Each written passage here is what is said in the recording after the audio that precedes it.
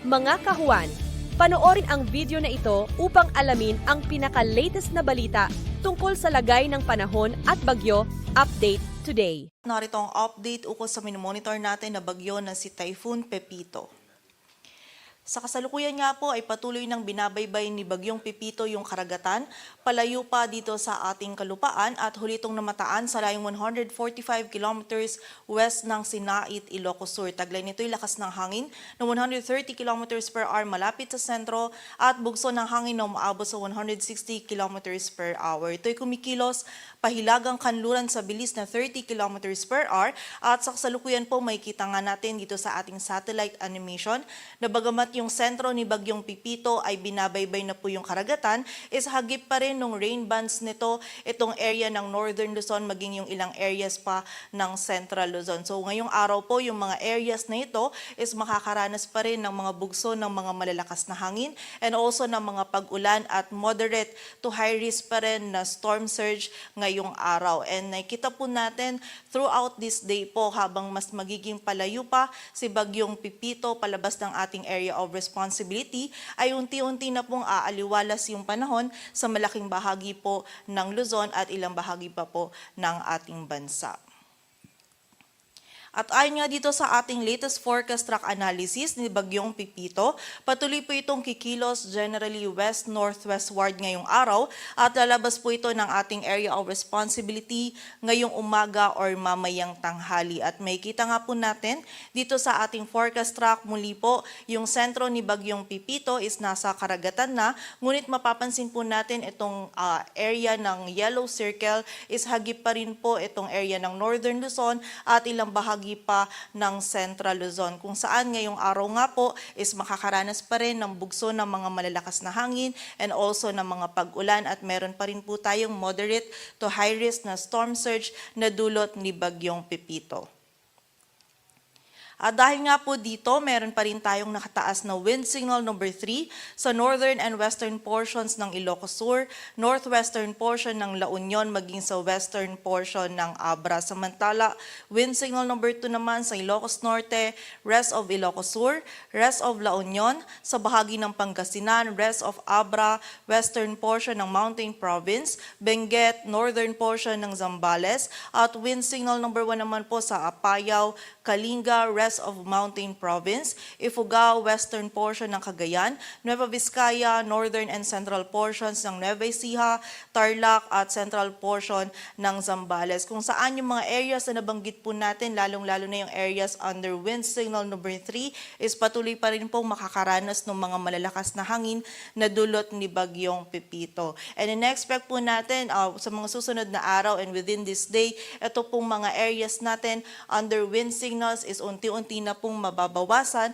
ngunit muli po sa kasalukuyan, meron pa rin tayong mararanasan na bugso ng mga malalakas na hangin sa areas na ito. So patuloy pa rin pong pag-iingat para sa ating mga kababayan.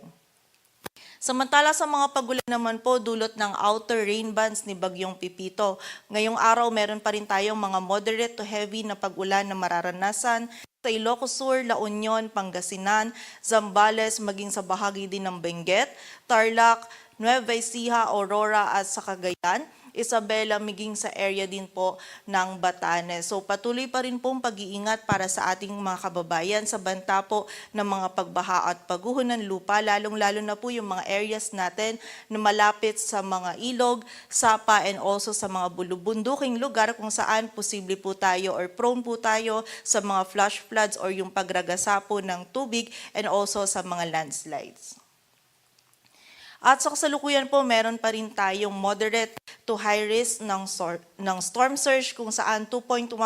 to 3 meters po yung posible pong taas ng storm surge sa area ng La Union, Ilocos Sur at Pangasinan. Samantala 1 to 2 meters naman sa Aurora, Ilocos Norte, Ilocos Sur, Isabela, Pangasinan at Zambales. So kapag meron pa rin po tayong moderate to high risk ng storm surge, is mas mainam po na lumayo pa rin tayo sa coastal areas and also pumunta po tayo dun sa mas mataas po na lugar para maiwasan natin yung mga pagbaha na dulot ng storm surge. At kapag meron po tayong storm surge or moderate to high risk po ng storm surge, is mas mainam po na isuspend po muna natin yung mga water or marine activities po natin, gaya po halimbawa ng surfing or ng paglangoy po dito po sa mga coastal areas po ng mga nabanggit nating lugar.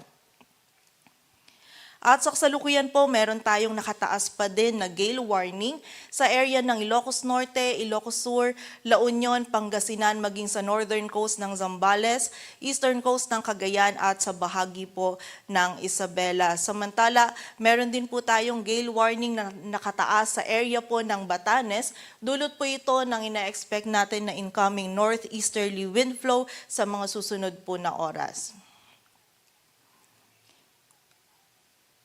At para naman po sa magiging lagay ng panahon ngayong araw ng Lunes, malakas pa rin po na hangin and also may mga pag-ulan pa rin po tayong mararanasan dito sa area ng Ilocos Region. Dulot pa rin po yan ni Bagyong Pepito. Samantala, may bugso pa rin po tayo ng mga malakas na hangin and panakanakang pag-ulan dito sa Cordillera Administrative Region and also dito din sa area ng Zambales. And samantala naman po, magiging maulap pa rin po yung ating kalangitan sa malaking bahagi ng Cagayan Valley, sa nalalabing bahagi pa ng Central Luzon, maging sa area po ng Calabarzon at dito sa Metro Manila ngayong araw kung saan may tsansa pa rin po tayo ng mga kalat-kalat na pag-ulan, pagkidlat at pagkulog. Dulot naman po yan ng trough or ng extension ni Bagyong Pepito. Samantala, sa nalalabing bahagi naman po ng Luzon ay meron lamang tayong mararanasan ng mga isolated na mga pag-ulan, dulot yan ng mga localized thunderstorms. Samantala, sa bahagi naman po ng Visayas at Mindanao ngayong araw